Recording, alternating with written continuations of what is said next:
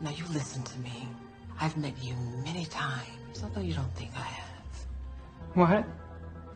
You're all the same. Young, stupid, and foolish. Be very careful. I'm the kind of bitch that will send someone to your door.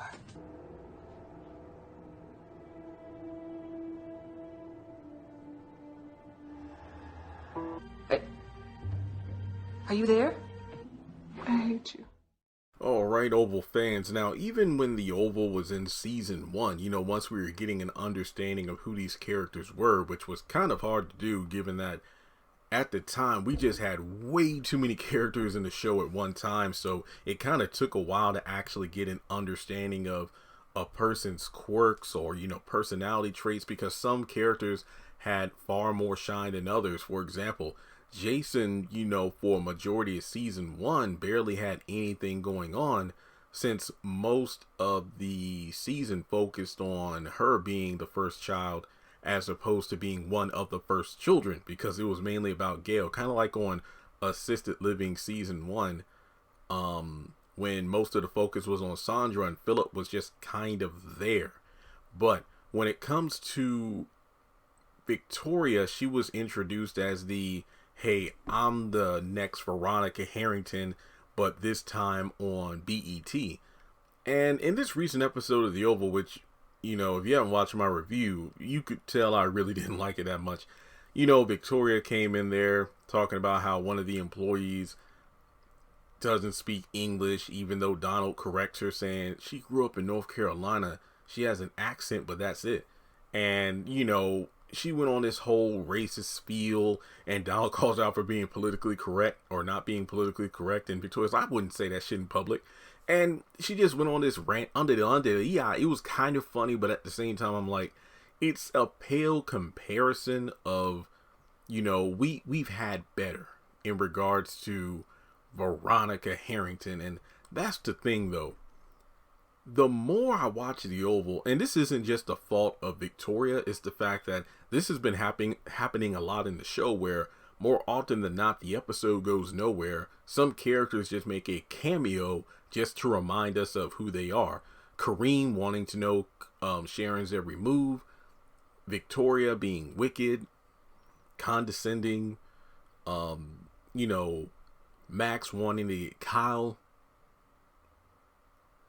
Sam checking in with Kyle to see if he's going to tell him anything, but he's not. Priscilla, so we understand, oh yeah, she's still mad at Sam. She hates the first lady.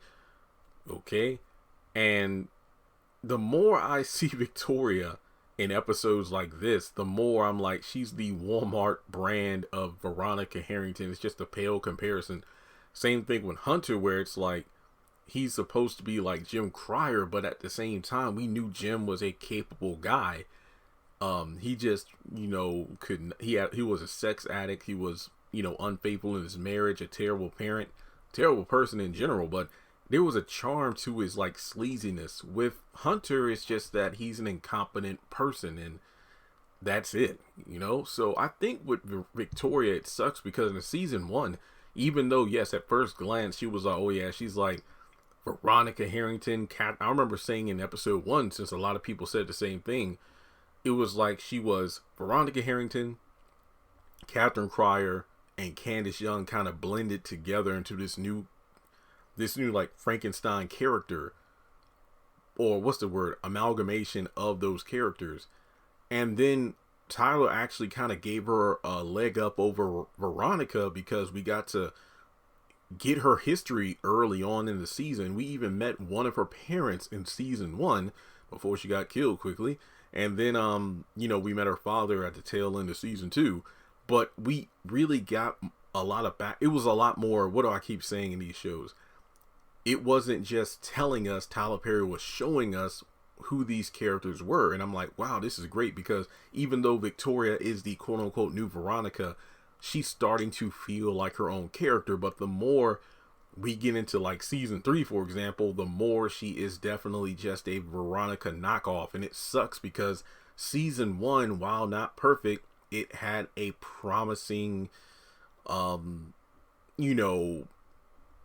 future for these characters, but I think that Victoria, there needs to be a dial that needs to be like brought down. She needs to go down a couple notches with the wickedness, because of the fact that it's just wicked for the sake of being wicked. Even though, yeah, we kind of know why she is the way she is based off how she was raised. You know, there was no love in her household, so growing up with her parents and, you know, her family, and then more often than not, she was sent away to like boarding school and whatnot. And it's only now because she's married to, you know, this white man who was in political positions due to her parents that her family valued her at all. So where's that Victoria? I feel like we haven't seen the vulnerable side of the character in quite some time. She's just a mean girl who rubs it in Scylla's face that, oh yeah, I did it with your husband and I hate my children. And, you know, the only redeemable thing about her character right now is the fact that, unlike Hunter, she's actively trying to maintain power in the White House. So I don't know.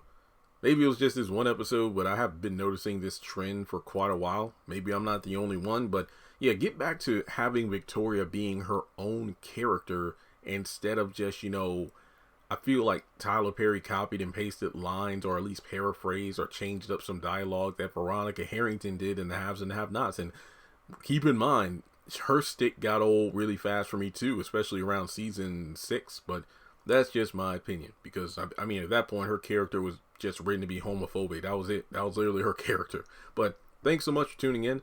Let me know your thoughts in the comment section below. Do you think Victoria has a shot at being her own character again, or will she forever be, I don't even want to call it Veronica 2.0, because I feel like the more we see of this repetitive, wicked Victoria, the less she feels like her own character and just a cheap Veronica in comparison. The only difference is she's first lady, whereas Veronica was a retired you know, attorney. But even so, we really got to see so much more of her character. And it's like, yeah, well, Jeremy, The Haves and the Have-Nots was like 8 seasons and The Oval's only in season 3.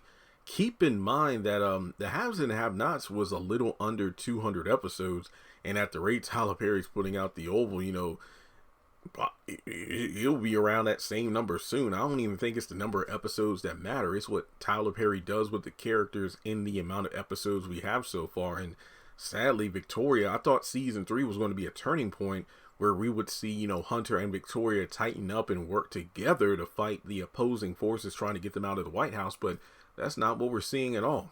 I mean, at best, you got one person trying to keep everything together and the other just trying to have sex with everybody, you know, any woman that he sees walking in front of him. So that's all I got to say. Let me know your thoughts in the comment section below. Make sure you take a moment to hit the thumbs up button to show you like the video.